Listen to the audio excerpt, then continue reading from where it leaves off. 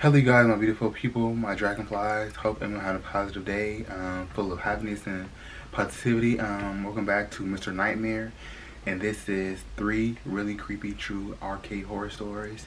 So sit back, relax, get your snacks, get comfortable, and all that wonderful stuff. And let's get into the video.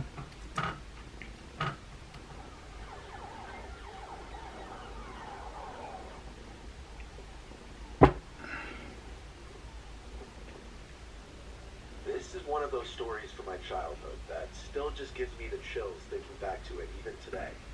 It was October, and my family was on vacation to some family resort in Catskill, New York.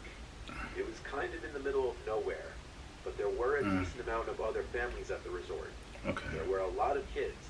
I remember the resort being surrounded by forest in all directions, but the actual resort grounds were fairly large.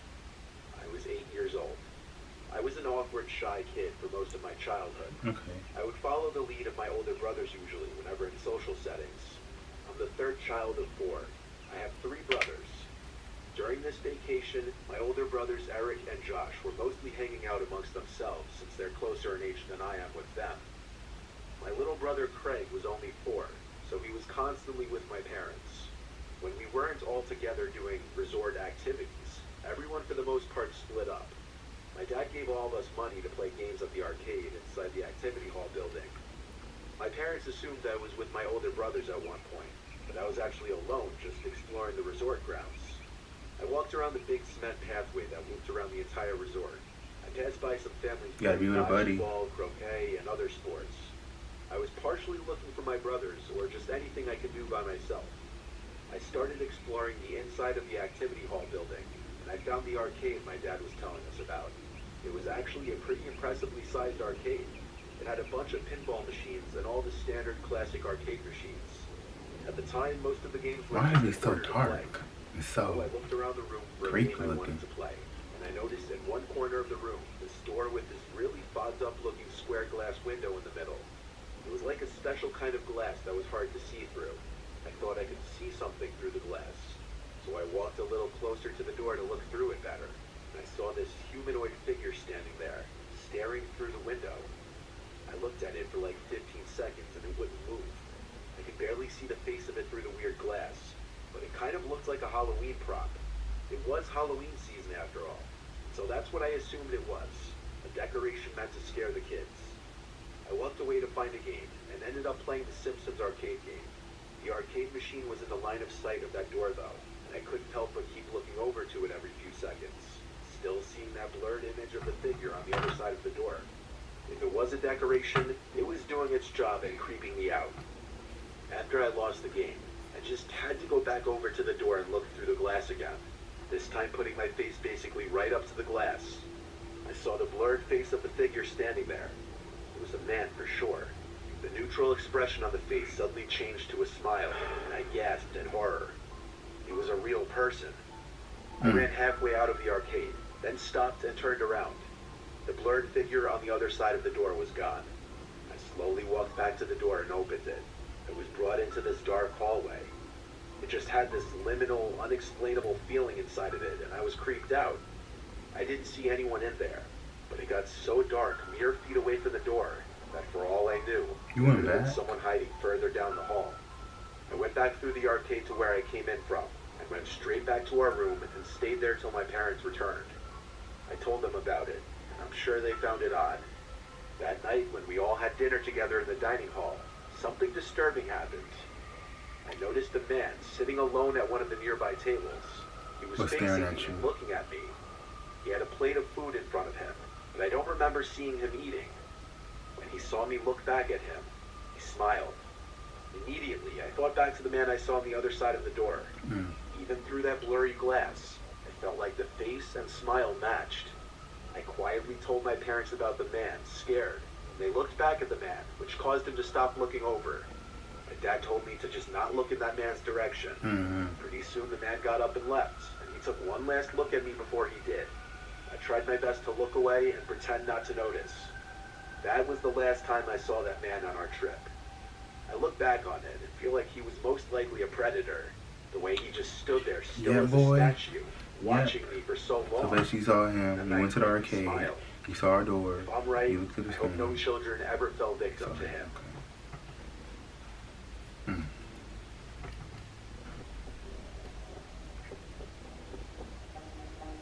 I once dealt with a very bad stalker situation as a male when I was 23. I had met this girl, Alyssa, who was 19. I actually slid in her DMs on Instagram and it went from there. I was surprised she answered me because she had a lot of followers. When you was We 13, hung out only a... how old was you? I was a situation as a male when I was 23. I was 23. I had met this girl, Alyssa, who was 19. I actually slid in her DMs on Instagram and it went from there. I was surprised she answered me because she had a lot of followers. We hung out only a few times, but she seemed extremely clingy very quickly, which was a major turnoff for me. I started hanging out with other girls, and as I would get new followers, Alyssa actually texted me angrily about it, as if we were dating. She got mad at me for allegedly ignoring her texts, yet my follower count was going up from new girls. It was pretty comical at first. I didn't really let it bother me. I started talking to this girl, Meg. As our second date, we decided to go to Dave & Buster's. Okay.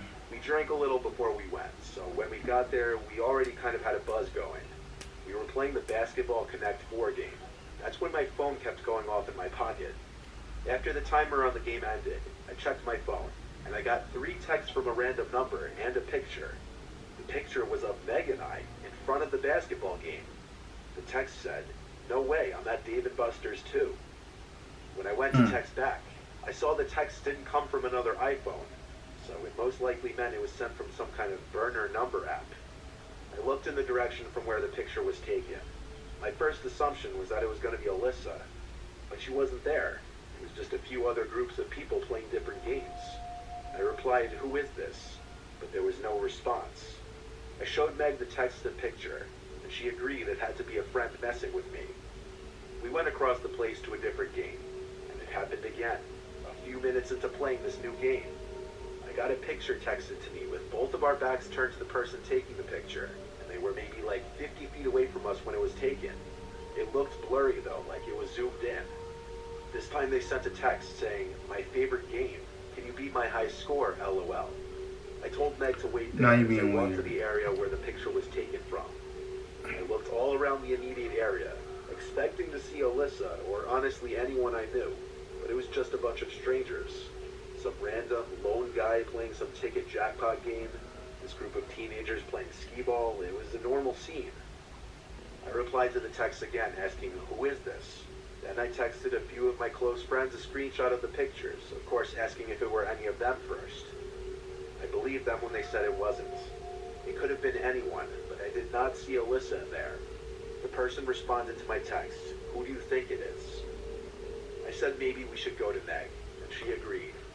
We left the building and went to my car. I got a text from the number saying, "Why'd you leave?" I didn't respond. We went to a nearby bar to continue our date. He was weird, After okay. that, Meg actually came home with me. Meg and I were in my room, and I got a text again. It was from the same number, another text and picture. The text said, "What a lovely house." You Come got outside." Snapchat? Do you have The your picture was of my house. location? Now this was a direct threat. This was not a joke anymore. I wasn't sure if whoever it was still outside my house or not, until I heard a window break from downstairs. I grabbed my Glock 19 from my nightstand and charged downstairs and out the front door. I saw a big guy in front of the house with a big metal baseball bat in his hand. Pow. He was acting tough until he saw my gun. Then he dropped the bat and put his hands up. I yelled to Meg inside to call 911 as I had my gun pointed at the man. If you mother I recognized move. him to be one of the lone men at Dave & Buster's playing some ticket jackpot game, which now that I think about it, he was probably just pretending to be playing. I asked him who he was and why he was following me. Let He immediately said that he was Alyssa's brother, and that basically he was trying to stick up for his sister. so I yelled you at him that there was nothing to stick up for. All I did was stop answering her. He claimed that Alyssa told Exactly. him that I hit her, which I screamed at him that was complete bullshit. They don't even know hung each out with her other. a few times and lost interest. I even went as far as to call them both batshit crazy, and he responded saying, "Please don't call the cops." But Too they late. did, and when they showed up, it was an easy arrest for the police. I also sent a video of the ordeal to Alyssa, which was the sweetest form of a revenge imaginable.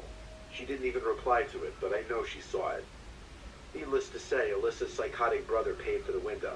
You better. Neither of them have dared to bother me again. Restraining order. You better not move until the cops come.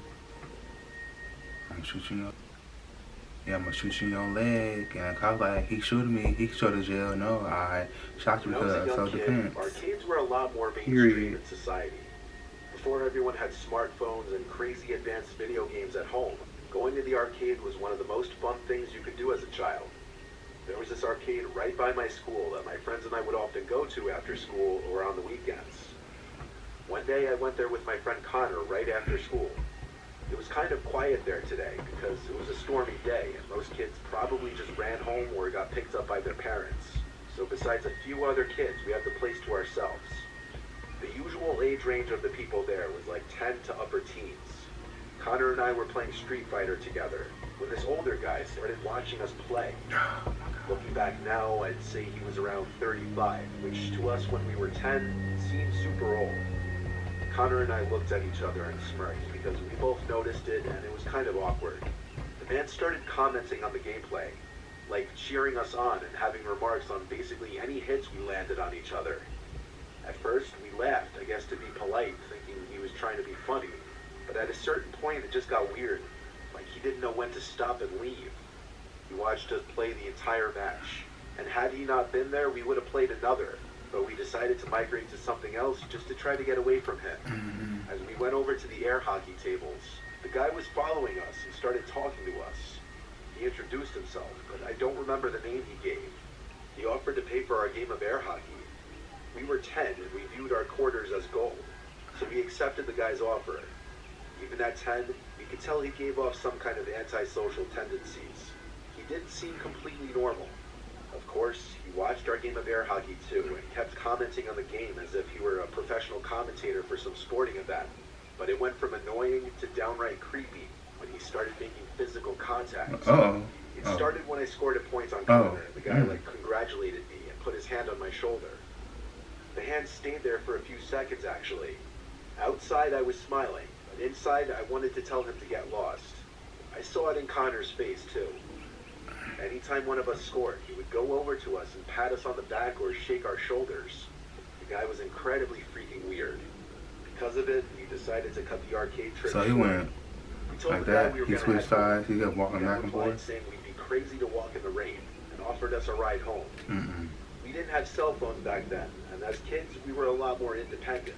So we fully well planned to run home in the rain. We thanked him, but said we lived close, so we'll be I asked one of the alright. employers That was our at the mistake. arcade. I We was lied phone, and call my said we had a mom. ride. We left outside into the rain and started to run towards my house. Connor was going to come over to hang out. Okay. As we were running home, a red car started creeping up from behind us, in a manner that they weren't even trying to hide the fact that they were following us. We looked back at it and could see the man from the arcade behind the wheel. He pulled closer and yelled out his window, telling us to get in. We ignored him, and he persisted, saying we're getting soaked, get in the car. I yelled back, we're good, and we continued to run. We were getting closer to my house. The man suddenly gave the car some gas and sped ahead of us, then pulled over next to the curb where we were about to pass. Connor and I stopped, and I said cross the street. We did, to avoid the man possibly jumping out of his car to grab us. This ordeal made us run even faster to my house. My house was now in sight. The red car was still behind us. We made it to my front porch, and I rang the bell at least 10 times until my mom answered the door. We pointed to the red car, but it was already all the way down the street. We told her about the man who was following us from the arcade, and she was mad that we led him right back to the house instead of ringing one of the neighbors' doorbells. Oh. And she was right to say that, because the next day when I was leaving to walk to school, I saw that red car parked a few houses down on the opposite side of the street right away. I went inside to tell my parents, and while my mom called the police, my dad stepped outside and started angrily walking over to the car. As my dad was halfway towards the car, he turned on and sped down the street to never be seen by us again. I had to speak to the police a little bit to describe the man and what he did at the arcade during the walk home and afterwards. Sadly, my dad did not catch the license plate, but they did have the information on what kind of car it was. Still, I don't think they ever found that guy. He was clearly sick in the head. We were not allowed back at that. So we got arcade security by our parents. cameras. The arcade in the owner was arcade? alerted of that man. Good. Freaking good. This was solid. It was nice. It was not too scary. It was just awkward, creepy moments, like the wrong place at the wrong time, seeing something unusual at that second. Like the first one, when you went to the resort, it was just a creepy man. The second one, what was the second one? The second one was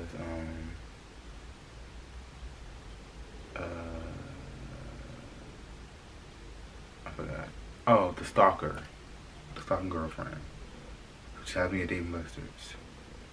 And yeah, and breaking in, and this last part, creepy man following people. What?